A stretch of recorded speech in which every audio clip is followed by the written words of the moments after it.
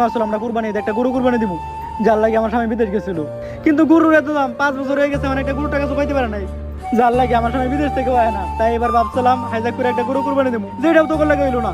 ঠিক ম্যাডাম 5 বছর ধরে গরুর মাংস আমিও খাই না, আপনার কষ্টটা আমিও বুঝি। ম্যাডাম আপনি এখন গরুটা কই আছে? গরুটা চেয়ারম্যান সাহেবকে ফিরাই দিলে চেয়ারম্যান সাহেব খুশি হয়ে ঈদের দিন আমাকে 2-4 কেজি মাংস দিব, যেটা দিয়ে আমরা সবাই ঈদের দিন পেট ভরে ভাত খামু। ঠিক চল পাঠান, এটাই ওই গরু গাড়ি, যাও চেয়ারম্যান না দিয়ে আসো। ম্যাডাম গরু দিয়ে আর আগে গরুর লগে একটা সেলফি তুলি, ফেসবুকে ছেড়ে লিখমুনি আলহামদুলিল্লাহ আমাকে গরু কিনে ডান।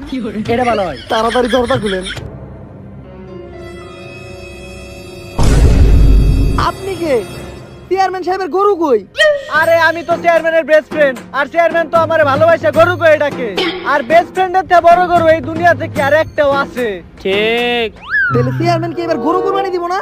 ওই চেয়ারম্যান কিপটাই দিব গরু কুরবানি। ও আর আমার গ্রামের থেকে সেফটিতে নিয়ে এলো যে এইবার ঈদের দিন একসাথে 2 বন্ধু মিলে গুস্ত টুকামু। এইবার আমার স্বামী লোকের গুস্ত খাওয়া হইব না। উস্তাদ এইবারে ঈদেও আমাকে গরু গোস্তে ভাত খাওয়া হইলো না। এইবার ঈদে আমাকে কুরবানিও দেওয়া হইব, গরুর গোস্ত দিয়া ভাতও খাওয়া হইব।